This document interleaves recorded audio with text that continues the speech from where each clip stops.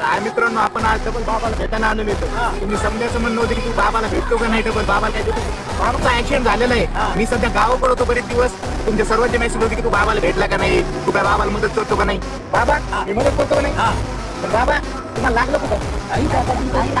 चौकात उडून आपण इथं गजानन मंदिर पाशी आहेत, तरी बाबाला इथं कोणी मदत केलेली नाही. माझ्याकडून काय पाहिजे, काय खायला असतं, जेवण आणून देऊ का?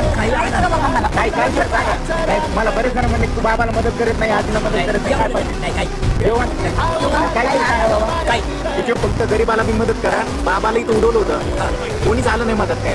वाचवा व्हिडिओ जेवायचं.